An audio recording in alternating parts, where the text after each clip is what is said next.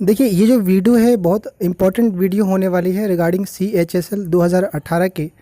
देखिए, बहुत सारे बच्चे हैं जिनका मैसेज मेरे पास आ रहा है, जिनको अभी यही नहीं पता है कि state wise vacancy SSC CHSL की क्या है, या फिर कई लोग भी ऐसे भी हैं जिनको वैकेंसी चार्ट भी नहीं पता। ये कोई हंसने वाली बात नहीं है, ये कई बार देखा गया है, सीजल 18 में भी देखा गया, और ये CHSL 18 के लिए मेरे लिए बड़ा कॉमन सा बात है। तो देखिए, मैं बता दूं आपको कि SSC CHSL का एक आपका कंबाइंड वैकेंसी है कि किस डिपार्टमेंट में कितनी कितनी वैकेंसी है, ये आपको SSC की ऑफिशियल साइट पर मिल जाएगा। और एक होता है कि जो जो विभाग जो जो डिपार्टमेंट उसमें है उसकी अपनी खुद की एक स्टेट वाइज होती है। देखिए, जो आपकी पोस्टें उसमें है, टोटल 44 पोस्टें, जो भी पोस्टें आपकी हैं टोटल, उसमें से कुछ पोस्टें दिल्ली की हैं, कुछ पोस्टें जो हैं वो ऑल इंडिया लेवल पे हैं, कुछ ही पोस्टें दिल्ली की हैं।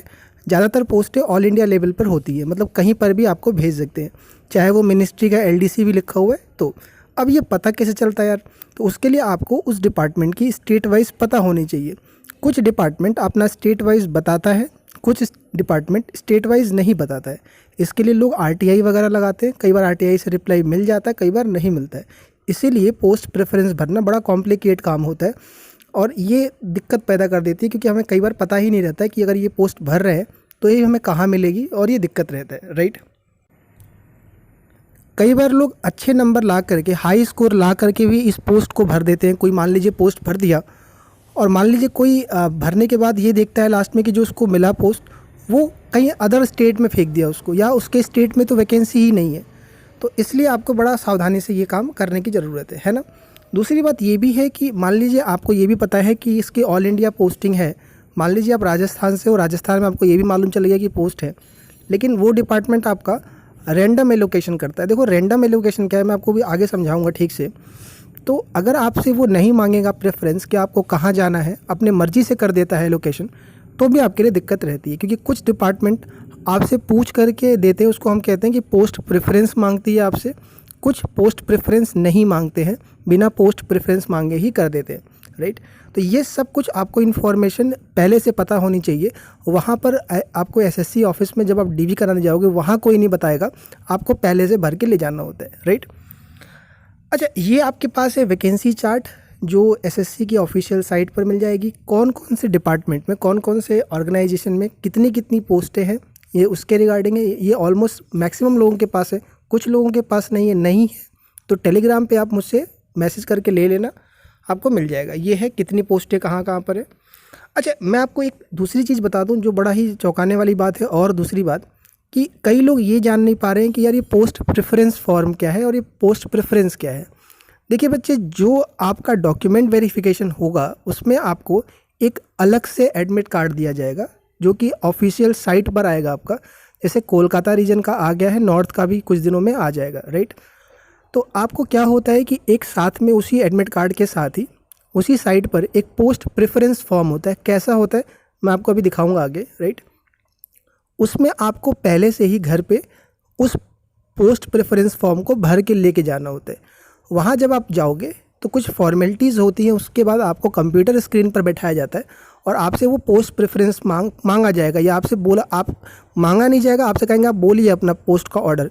तो आपको पोस्ट का नाम नहीं बोलना होता है, उसकी कोड बोलनी होती है, जैसे L01 L02। और आपको सीरियल वाइज नहीं बोलना है, आपने जो अपना प्रेफरेंस बना रखा है। जैसे मान लो किसी को दिल्ली पोस्टिंग चाहिए तो आपने दिल्ली वाली पोस्ट ऊपर रख दिया, नंबर 1 नंबर 2 नंबर 3।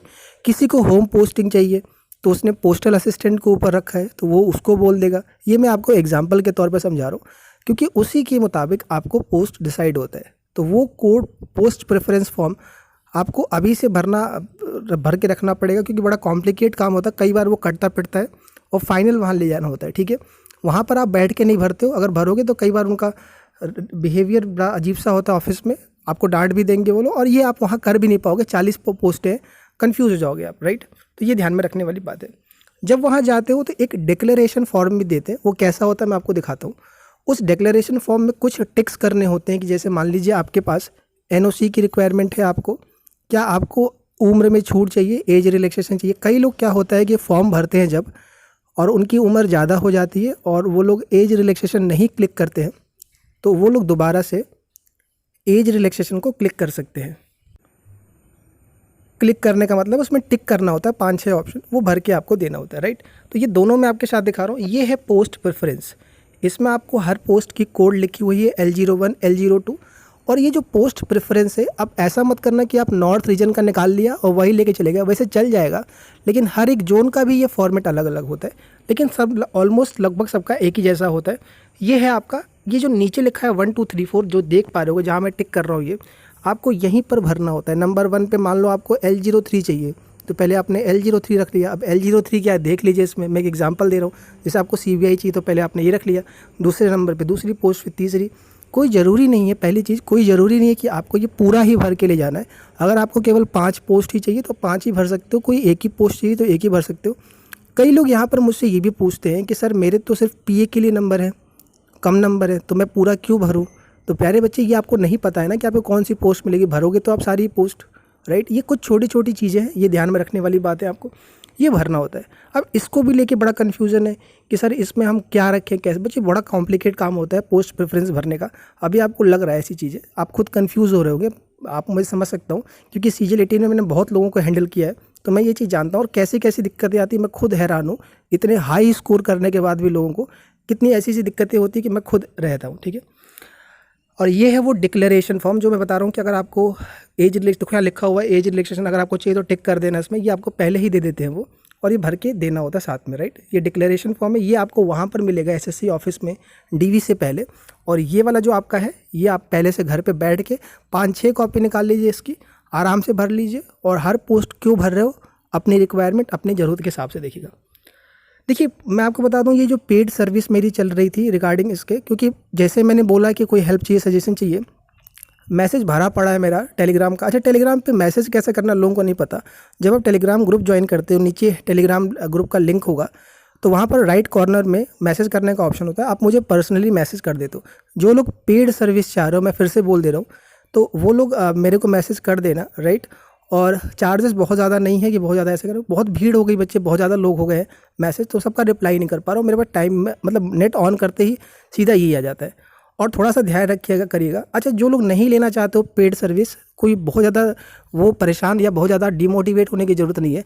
आप अपना भी भेज दीजिए अगर आपको नहीं लेना है तो, लेकिन थोड़ा टाइम चाहिए होता है। होता क्या है कि आप तुरंत मैसेज कर लेते हो कि सर ये बताओ, वो बताओ, ये पोस्ट का बताओ। यार इतना आसान नहीं होता है कि सारा चीज़ डिटेल दे दूँ, आपके 1000 सवाल होते हैं, तो हमारे पास भी इतना डेटा हैंडल करने का वो नहीं रह होता है। तो इस वजह से ये पेड सर्विस है, अगर आप खुद कर सकते हो तो कोई ज़रूरत नहीं है इसका भरने का। कई सारे लोग हैं बिल्कुल फ्रेशर हैं, नए हैं, पेड करना इसलिए पड़ रहा है आपको। जो चाहिए जिसको, आप मुझे इनबॉक्स में मैसेज कर दीजिएगा टेलीग्राम पे, आपको सर्विस मिल जाएगी, कोई दिक्कत। डॉक्यूमेंट वेरिफिकेशन तक जिस तरह की डाउट, कोई भी डाउट, पोस्ट प्रेफरेंस से लेकर डॉक्यूमेंट से रिलेटेड कितनी बार भी मैं आपकी पूरी हेल्प करता हूँ, राइट। और अभी चल रही है, कुछ लोगों ने ले रखा है, बातें हो रही है, तो और जिनको लेना परेशान मत हो, मैं आपका मदद करता रहूँगा, बस थोड़ा टाइम चाहिए होगा मेरे को। अब हम थोड़ा बात कर लेते हैं पोस्टल असिस्टेंट, सॉर्टिंग असिस्टेंट पर। देखिए बच्चे, PA और SA की सबसे ज़्यादा वैकेंसी है CHSL में, हर बार होती है आपकी।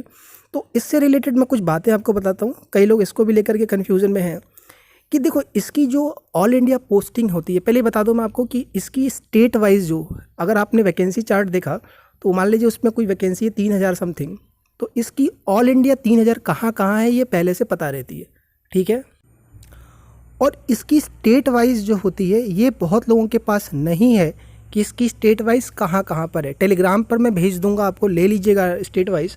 और इसकी स्टेट वाइज के साथ साथ दूसरी खास बात ये होती है कि जब आपको ये डिपार्टमेंट मिलता है तो ये डिपार्टमेंट आपसे आपका स्टेट प्रेफरेंस मांगता है। स्टेट प्रेफरेंस मैं आपको समझाता हूँ कि जैसे मान लो आपको PA से मिल गया, यानी ये डिपार्टमेंट ऑफ पोस्ट के अंदर आता है, तो डिपार्टमेंट ऑफ पोस्ट अपनी वेबसाइट पर आपको, जब आपको ये विभाग मिल जाएगा तब आपका SSC से नाता ख़त्म हो जाएगा, रिश्ता ख़त्म हो जाएगा। और देन उसके बाद क्या होगा कि आपकी जो फाइलें होती है उसको डोजियर कहते हैं, जब वो डिपार्टमेंट ऑफ पोस्ट को जाती है तो वो अपनी वेबसाइट पर एक नोटिस डालेगा कि आप अपना स्टेट प्रेफरेंस फॉर्म भेजिए। स्टेट प्रेफरेंस का मतलब है कि आपको पहले नंबर पे क्या चाहिए, दूसरे नंबर पे क्या चाहिए, तीसरे पे क्या चाहिए। तो बच्चे क्या होता है कि जैसे मान लो आप जयपुर से हो तो आप जयपुर नंबर डालते हो, नंबर 2, फिर दिल्ली चाहते हो, हरियाणा चाहते हो, ऐसे भर के ऑर्डर में आप भेजते हो। और जिनकी रैंक अच्छी होती है, क्योंकि रैंक के हिसाब से होता है, रैंक मतलब जब आपकी पोस्टल असिस्टेंट का मिल जाएगा तो उस PA वाले में जो आपकी रैंक होगी, ओवरऑल नहीं, जो आपके बच्चे, मान लीजिए आपके 3000 बच्चे सेलेक्ट हुए, 3000 बच्चों में आपकी जो रैंक है कैटेगरी वाइज, OBC अलग, SC अलग, आपको उसके बेसिस पर देते हैं। इसमें इसलिए होम पोस्टिंग के चांसेस रहते हैं। तो ये 2 चीज़ें हैं, ये सब में नहीं है।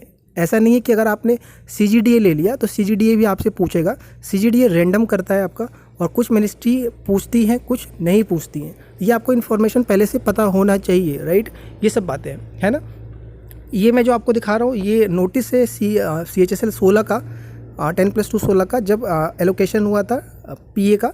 हर साल का ऐसे मिल जाएगा, और ये उसमें दिया हुआ है साफ साफ कि लोगों से मांगेंगे, मांगा जाता है। डिपार्टमेंट ऑफ पोस्ट मांगती है आपसे, जूनियर अकाउंटेंट में मांगती है, और ऐसे मांगती है। उसके बाद आपको ये उनका एलोकेशन हुआ है। ये एलोकेशन चार्ट भी अगर आपके पास समय हो तो बैठ के देख सकते हो। बहुत डेटा होता है एनालिसिस करने का आपके पास, कि पहले वाले रैंक को किस क्या मिला, दूसरे वाले को क्या मिला, और किस नंबर पे लास्ट वाले को क्या मिला, कहाँ कहाँ भेज सकते हैं, क्या क्या लोगों ने ऑप्ट करा है, ये सब आपके पास रहेगा। तो वैकेंसी चार्ट वाला मैं आपको अभी शेयर कर रहा हूँ, वो देख लीजिए आप कहाँ कहाँ पर है, और फिर अपना फैसला उसी के हिसाब से करना। तो ये सारी बातें हैं, इसी के हिसाब से वजह से मेरे को पेड भी करना पड़ रहा है। बच्चे बहुत सारा बातें होते हैं, बहुत सारी चीज़ें, और आपको ऐसे ही मुँह उठा करके नहीं बोल दिया जाता है। तो ये है वो वैकेंसी चार्ट, आपके सामने स्क्रीन पर दिख रहा होगा ये, और कहाँ कहाँ पर है। जैसे आंध्र प्रदेश में है, आसाम में, देख लो। और आपको पता है कि ऑलमोस्ट ऑल इंडिया लेवल के ऑल इंडिया के बच्चे देते हैं पेपर, जिसमें कि नॉर्थ वालों का ज़्यादा रहता है। अगर आप देखो तो यूपी में भी काफ़ी बल्क में वैकेंसी है, 338 वैकेंसी है टोटल। और आपको ये दिख रहा होगा अच्छे से, राइट। कई लोग दिल्ली के लिए भी सोच रहे हो, तो इसमें आपको स्टेट वाइज दिख जाएगी, ये आपको बहुत ज़्यादा हेल्प करने वाली है। अब आप कहोगे कि सर आप इसका ही बता दो, उसका ही बता दो, तो थोड़ा सा सब्र रखिएगा, थोड़ा सा धैर्य रखिएगा। सबसे मेन बात ये होता है। और जैसे जैसे जो भी डेटा मिलेगा मैं आप तक शेयर करूँगा। वैसे डेटा अभी काफ़ी सफिशिएंट आपके पास है। पोस्ट प्रेफरेंस खुद से भरना, भर लीजिए, आराम से भर लीजिए। कुछ बातों का आप ध्यान रखिएगा, कई बार आप कुछ चीज़ें नहीं पता रहती है, गलती से आपने वो भर दिया तो आपके लिए दिक्कत रहेगा। अच्छा, कुछ मेडिकल की भी कंडीशन होती है, वो देख लीजिएगा। किसी में कलर ब्लाइंडनेस नहीं चाहिए, तो वो आप देख कर भरिएगा। मेडिकल का भी पहले से ही ध्यान में रखिएगा, राइट।